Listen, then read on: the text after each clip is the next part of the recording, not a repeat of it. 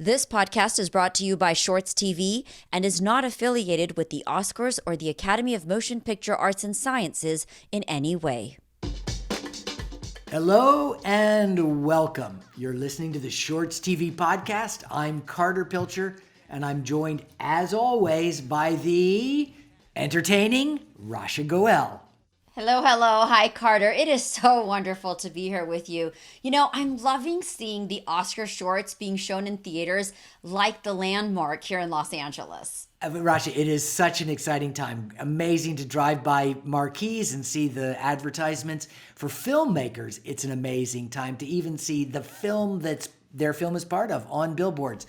Yes. It's great. And this is really true for our guest today, Erick Oh, the director of the animated short Opera, who joins us from the Bay Area.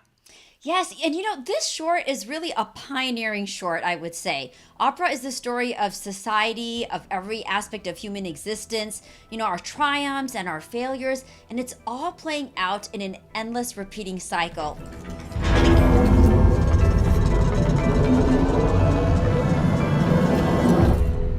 Erick, we are so thrilled to have you here with us today. First of all, congratulations on your nomination.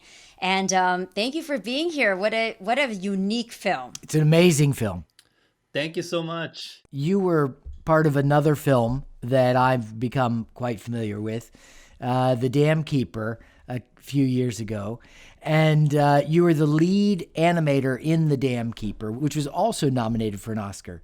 So you've kind of been through this process before, but what's it like? Tell us how that is different. That time is different than this time. Two different things come into my mind while listening to your question.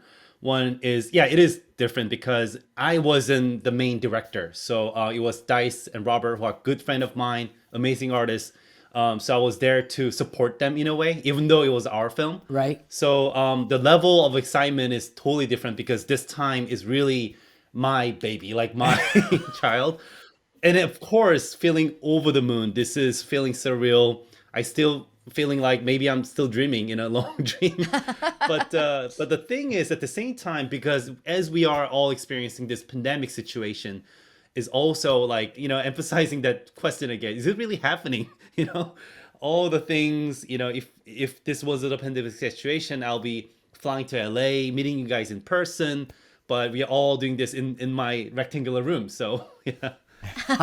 So it feels like it's maybe a virtual reality warped kind of thing rather than Truman Show reality. Yes, yeah, like exactly. I sometimes I feel like I'm in a Truman Show.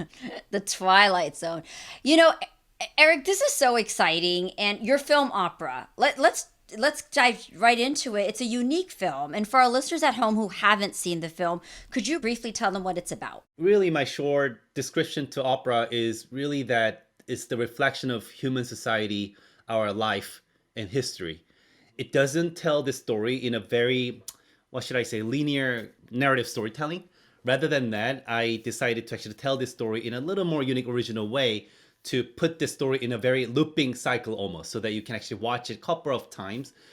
Because what our history is really like, the beginning and the end, the birth and death, all deeply connected.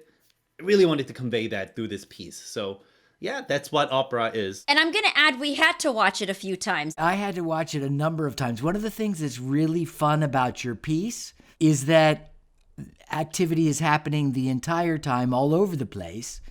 And it's very interesting. Now, every individual will draw their own unique parallel from their own life into your piece. And I think you should tell a little bit more about that. But one I drew is this. There are 24 Oscars, and there are 24 sections to your piece.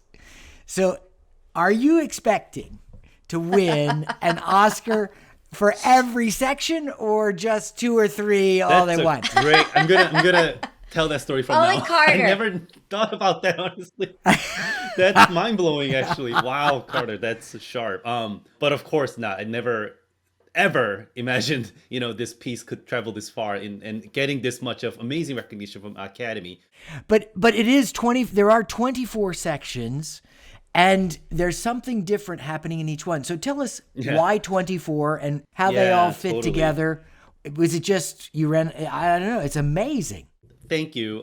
But the truth is that actually the number 24 doesn't really mean that much. Of course, we can put a lot of meanings behind. I was only focusing on different aspects of our life. Our life is filled with beautiful, amazing things, but at the same time, really sad, sorrow, vulnerable things in our life too. So really, in the beginning of the production, I wrote a lot, I sketched a lot to really come up with the blueprint of what our society is really like. So Right. building opera was almost like a building, making a clock. Analog clock consists of so many different gears. Without any gear, the clock head would never move, right? Right. So really wanted to create the world of opera, the system, the society, as a whole. So that's how I came up with the number of 24, really describing all aspect of our life. Erick, I'm curious to know how you managed your team, because I understand you had 34 animators that were creating this. And like you said, this time you were the director.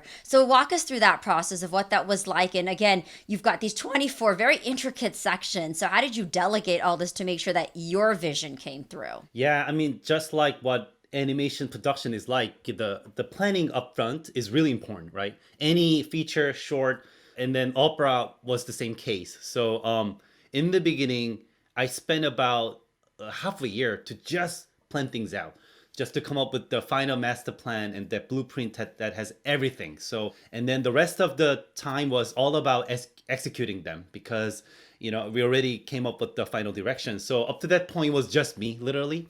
And then as you see the project, it is very unique and original and different. And I already knew that, it's going to be really hard to find the funding or different producers to really do it. So either I could decide to shop around, pitch this to places like Netflix or somewhere else, you name it, or I'll just get it going, on my own, So that's either way sounded really tough to me. So I did the second options. I literally grouped the good friends of mine. Even today, I'm so grateful that I really was able to ask for some help. And it took me about 4 years to complete, by the way. Wow. So the first 2 years was done voluntarily by the group of artists out of love and passion, and really this strong faith and vision, who were able to see the potential of this piece. So sacrificing our weekends and week nights, bypassing the midpoint of this whole production, when the opera is finally being actualized, that's when people start seeing it. Oh my God, that's something. And then that's when I was able to get some more funding for the rest of the production. So that was the super short summary of a long marathon-like journey. Erick, also, you use black and white avatars, which I understand are a form of self-portrait. Talk to us a little bit about that, because I know that's something personal to you, but something that you use in your other art forms as well. Thank you. So I think the term avatar or self-portrait is the perfect way to describe this character. I mean, I like to use those characters because those characters are so simple, and they don't actually say much by themselves. I can use them as an object. I can use them as a device. So I can even make the shape of his body a little different, or make the number of the holes on his face a little different, depending on what type of story I would like to tell. The dots on his face stands for the desire. Like, that's my own symbolism. So some of the characters in the world of opera, there's one character who have a lot of like dots and eyeballs on his. The king has 10 dots on his face. That means, that I want to see more, I want to hear more, I want to talk more. It really stands for that type of desire. So yeah, there are a lot of symbolisms in the world of opera, but the character itself, which is avatar, obviously, is one of the tools too. I did have, Erick, and I know really this is kind of not the kind of project that you expect people would develop favorites, but I developed my own favorite character in this. Not on the first watch or the second watch, but definitely by the third or the fourth watch. I definitely have my favorite character. And I just wondered if my favorite character, so think for a second if you have a favorite character, and then I'll tell you mine. Do you have a favorite character? I do. I mean, maybe not a favorite character, but someone I relate to, or maybe I want to become, So you may have caught it or not, but there's one character who's just literally just one character who's outside this world of opera. There's a character in gray color. His face is gray, his body is gray. It's not even black or white. So he's actually traveling every single corner, but he's not part of it. He's the observant. So I feel like, maybe I wish I could be him. I could always stay this, objective perspective to the world so that I can always stay open-minded. I thought he was very interesting because he Yeah. has the ability, he's the only one that can reset the story at the end. He resets the story, and I thought that was a very interesting power, but he wasn't my favorite. Who was your Who favorite? was your Carter? favorite? Okay, Carter? my favorite, if you guys really want to know, my total favorite, the whale. Yes. I love the whale. Yes. And the fact that he came in, the way he enters, the way he exits, the fact that he's there and you don't know it, I loved it. The whale, it really stands for the mother nature here. Yeah. So basically, it's really ironical. During the day, everyone, almost like ants, eat him up. It really, this whale feeds the entire human society. But at night, the whale comes out and they eat us up. We are busy killing each other. And then the mother nature just comes out and eat him up. I loved him. I thought it was very funny the way he entered and left, and the whole, I understood what he was symbolizing, but he made it very fun and took away the mechanical feeling and added a very nice touch. I thought that was a very important artistic touch. Thank you. And I want to just add to that, speaking of the touches, if we look at the themes in this narrative, we're touching upon racism, terrorism, religion, class struggle. Was that intentional, Erick? Because I feel like from an outside perspective, it seems like a lot to incorporate within one 9-minute piece. I'm interested to know how you approached this and how intentional was that? That was intention and goal itself. That was almost like a purpose of this piece, to really touch upon all those social issues and things that's really we're all struggling with. And then also something that's been with us in a timeless, it's not just yesterday or today's type of problem, so racism is a good example. Even today, we all know America is suffering a lot with Asian hate crimes and stuff, starting from Black Lives Matter. But it's not just this year problem. It's been always within our human history, right? So there's a section where people get prisoned and just killed because they have different colored heads. Some characters have heads in red or yellow, blue. They are prisoned and they get abused. I'm not just talking about ethnicity, I'm talking about all kinds of difference because they have different ideologies, different thoughts. Because of that, they are punished, so that's what our day-to-day life is like these days. So that's why I think this piece is so important, Yeah. It can be, and it's very interesting to watch how that plays out. Bill Croyer, who's a dear friend of mine, a famous animator, he's in the short film branch, and he was the guy who animated Tron. So I said, Bill, what question would you like me most to ask? And I'm going to read you, Erick, his question. He said, in a story that finds its core in observing quirky human behavior, do you find that you tend to push or exaggerate that behavior to exploit the animation medium? Or do you feel that restraint, really keeping close to the real thing, is more effective for your style of storytelling? You know what? Really, really nice, amazing question. Awesome. I'll say yes and no together. First of all, the whole purpose was to really portray our life as real as possible. Like, I didn't want to make it into a different color. This is what we are. This is who we are. This is our everyday. But then, in order to do that, I try to take a full advantage of what animation is capable of. Because animation gives us so much freedom. I can take this to anywhere, but try to really maximize the strength of what animation can do to tell this story, which is, again, a real human story. Amazing. Let's jump back to your career in animation. Sure. How did you get started in animation? Just like many animators, I was also that kid who just grew up as I want to be a Disney animator, from the beginning. I was a drawer. I was an artist who are a little timid, quiet, just drawing, in the classroom. You have just only one kid in your room. I was that kid. But then I actually ended up going to fine art school instead of animation school because I thought I kind of want to study more visual foundation instead of just getting into the technical part already. So that's why I decided to go to the fine art school where I was able to study and focus a lot about the core philosophy of how to really approach the art in general, right? And then by the end of about to graduate from that college, the fine art school, that's when I felt like, okay, I'm really in love of telling the story, and then telling the story through one piece of paintings, or it can be a sculpture, whatever that is. I am telling the story, and then what else can I do to really make the story stronger and much more clear? And then that's when I reminded, oh my god, I grew up as an animation fan. Animation is one of the most powerful tools to tell a story. Why animation? So it was so smooth and natural, and that's when I first made my own mini super rough animated short by myself, and that just really changed my mind. And then the process was so amusing and entertaining. Then the film came out, just sharing with my group close friends and family, that was amazing experience. And ever since then, okay, I want to keep on making film. I want to keep on making animation. So that was really the start. Erick, you've now had the opportunity to work for a big animation house like Pixar, and then even a smaller studio like Tonko House. So what would you say would be the similarity or big difference in working for these two different types of studios?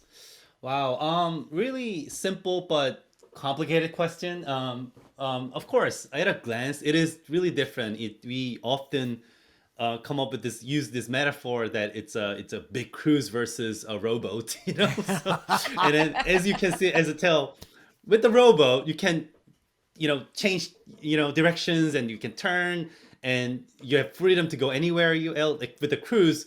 It takes hours and maybe a day to change the direction even, and then a lot of people are contributing, but the impact is incredible because hundreds of people are making this beautiful work of art together, and then that really touches a lot of people's heart. On the other hand, the smaller project, it may, of course, doesn't provide that much of access to the broader audience, but still it really gives you full freedom to be much more personal to yourself. So that's the biggest strength, I guess, in a bigger, of course, more risky, dangerous to be in a rowboat with a thunderstorm. We can flip. Well, what I think is so fascinating, I understand that you're also taking this film into an exhibition, an 8K exhibition. Tell us Yes. about that, because that's not something we commonly hear about. Yeah, I know. That excites me too.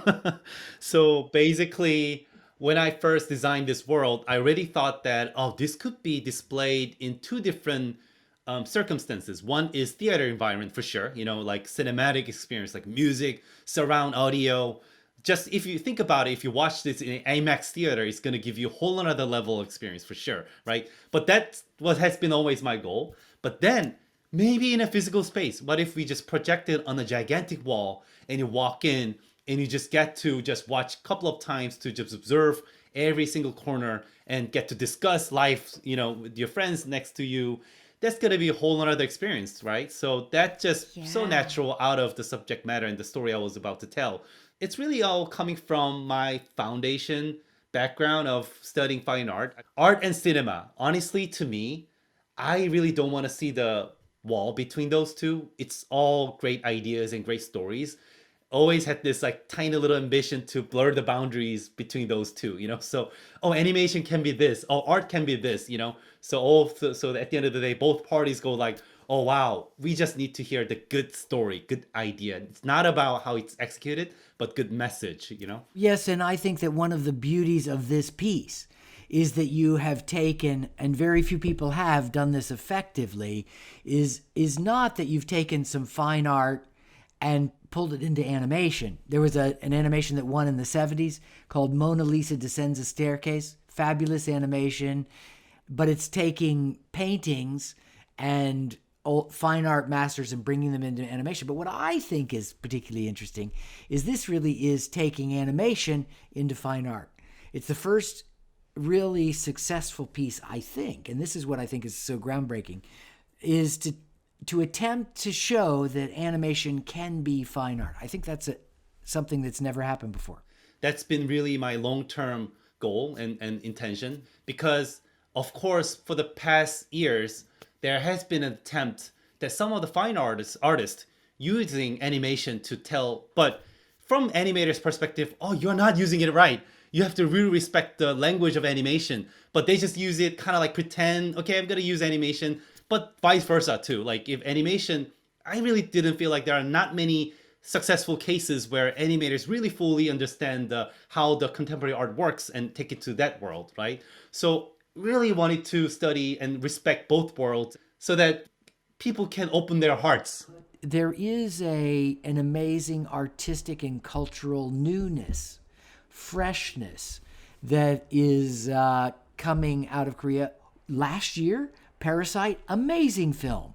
We've got amazing documentaries coming out of Korea. And I'm sure you don't have the answer, and nobody does, but it'd be great to get your thought on how you play a part in that. Well, Korea has been historically, as you guys kind of know, it has been such a fast developed country.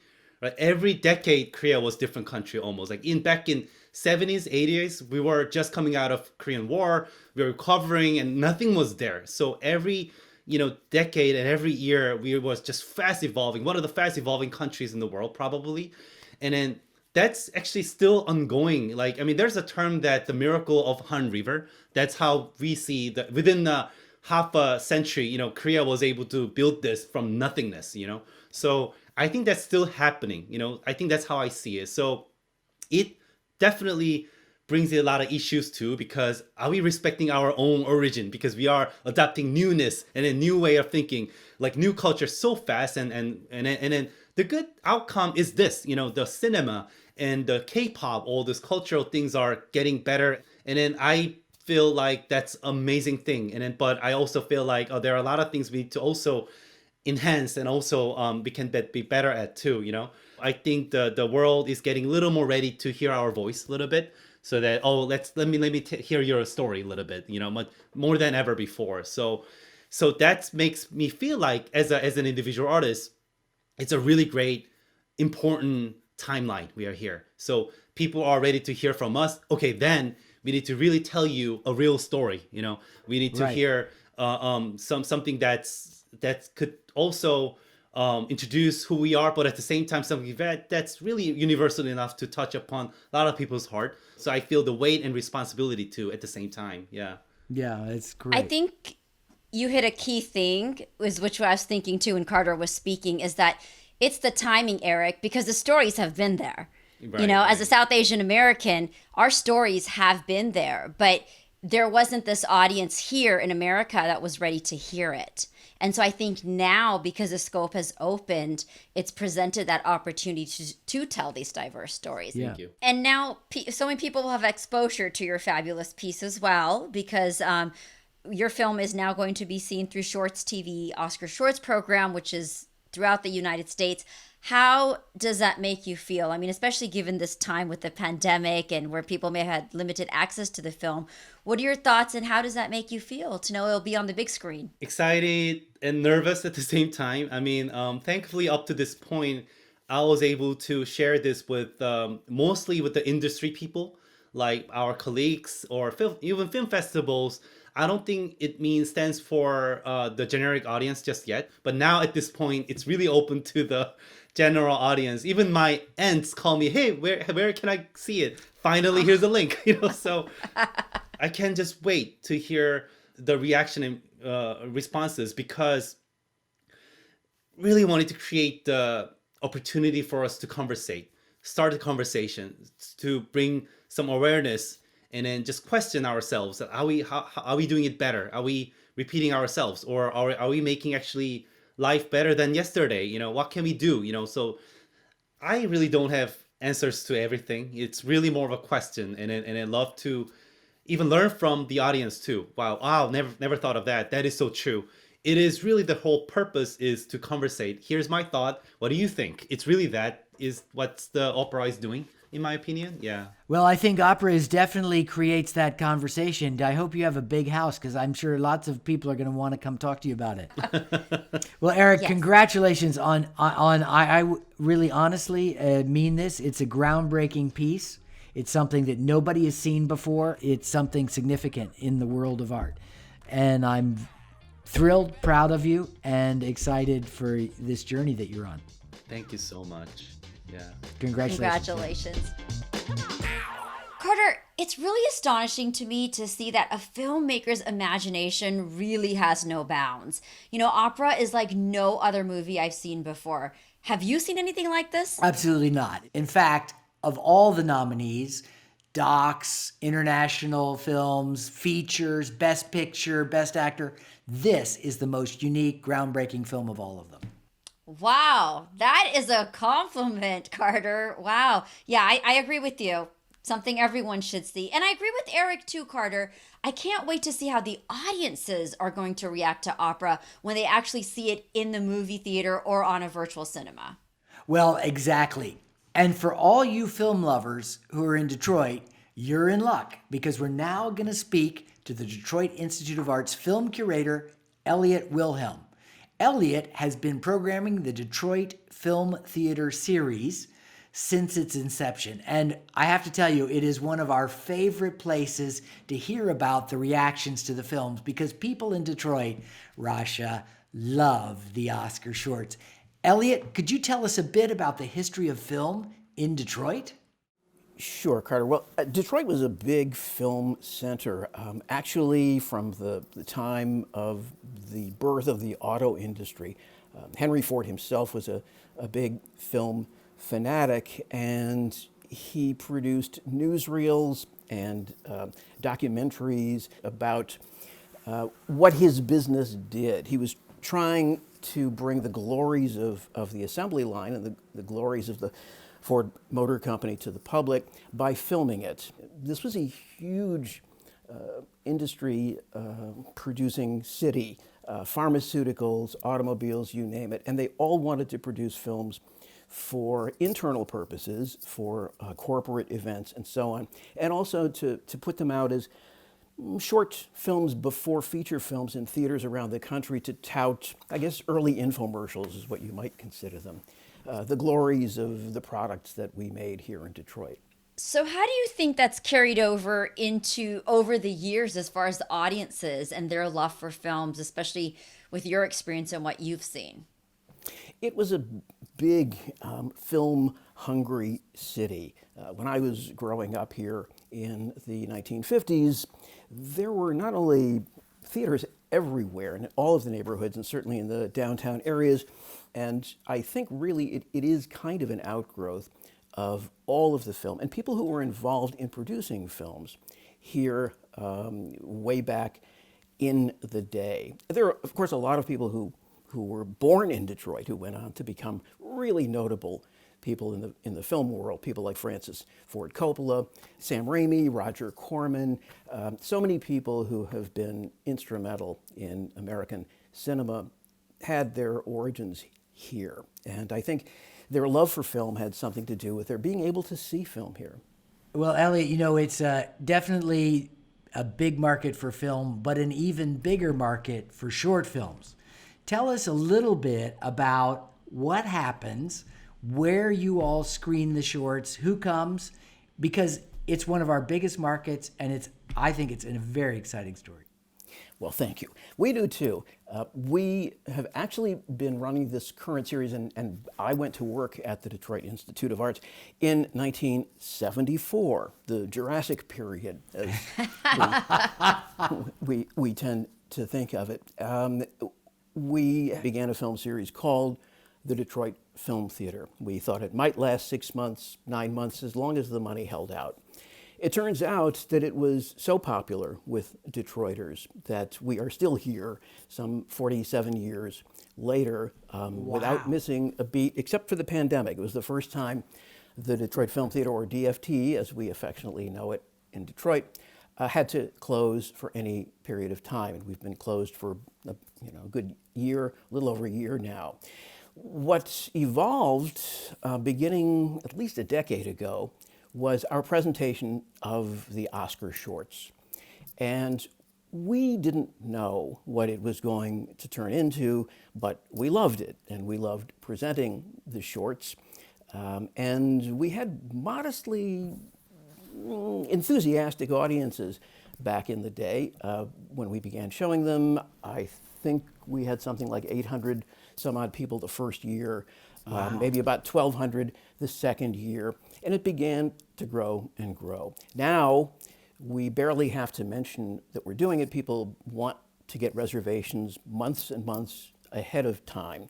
Last year, for example, 16 performances. We had a full house for each one, and it was a little over 16,000 people who came to see the Oscar shorts. That's amazing. That's amazing. It is amazing. And sometimes I don't understand it. Even though it's a great thing to see, we were so excited by the success of the program year after year that a couple of years ago we invited Neil Block, who is instrumental in distributing the program in the United States, to the DIA for one evening, just so that he could see it for himself, because he used to say, "We don't believe you actually have that many people there."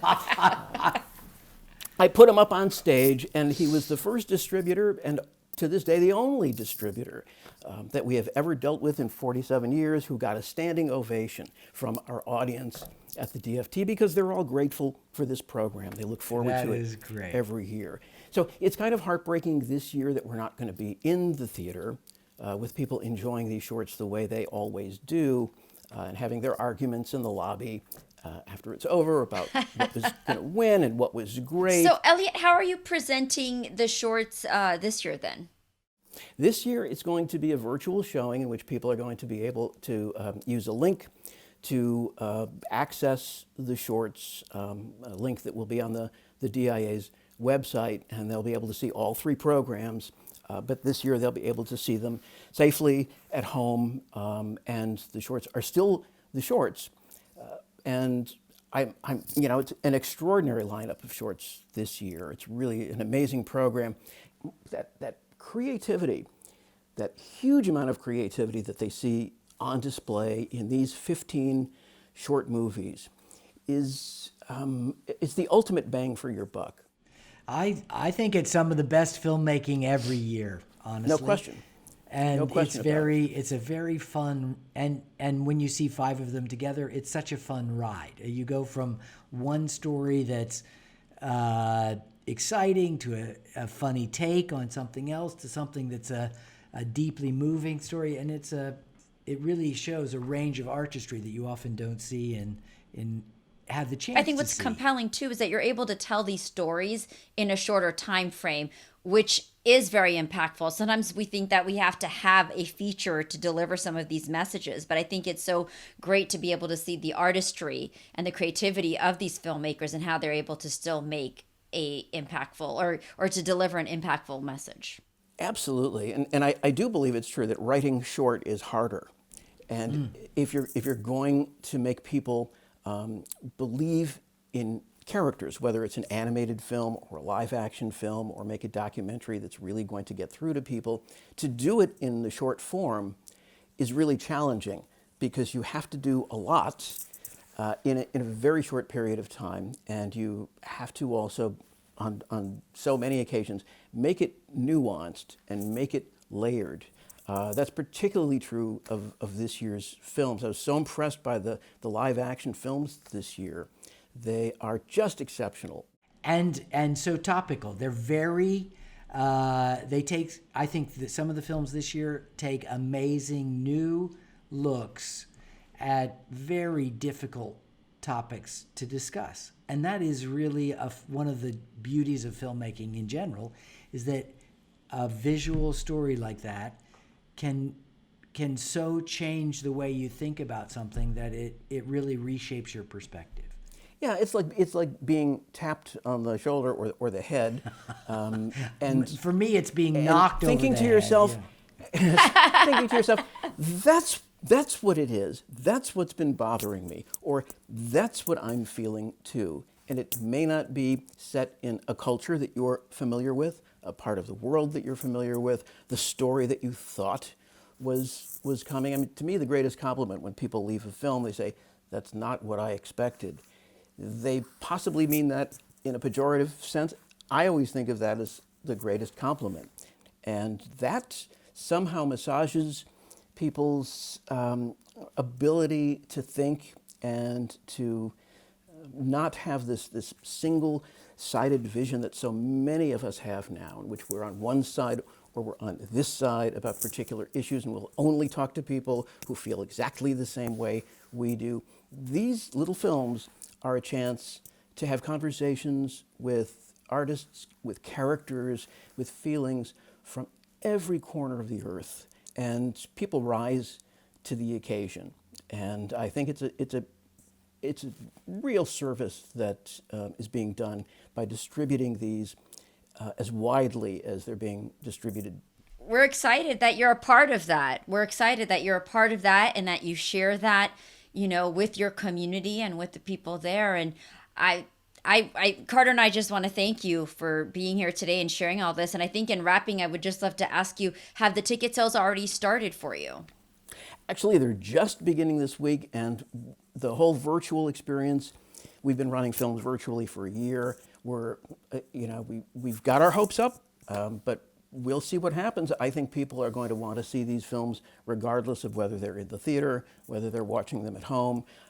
They are a bit of cinematic oxygen for all of the people who attend every year. And based on the phone calls and emails we've been getting, I think they'll be there. Well, thank you so Elliot, much. Yes, Carter. Thank you so much. I grew up, I'm kind of a Southerner. I grew up in Indiana, just down a little bit from you guys, south of your border. And it is so great to have a good, solid Midwestern city that is one of our big markets for the Oscar Shorts. Well, we're honored to have the program every year, and it's a real pleasure to meet all of you, too, and to thank you in person, and thank you from our audiences. Thank you, Elliot. Such a pleasure meeting you. Same here. What a fun interview. I had no idea about some of this history and how Detroit was so closely linked to Hollywood and filmmaking. I learned something new today. Yep, and it's not only the history, it's not only the filmmaking, it's the film fans, and the Oscar Shorts fans are in Detroit. Some of our most dedicated fans are there. So don't forget, if you're listening from Detroit, be sure to get your ticket soon, and that's especially if you ever want to see opera, because you can only see it in the cinema, nowhere else. Yep, that's right. So make sure you check it out, and you can find out more information on shorts.tv. So make sure you check out our website. Well, everyone, that's it for this week's episode. Tune in next time for more amazing insights with Oscar-nominated filmmakers. And don't forget to hit the subscribe button to our Shorts TV podcast. Come on.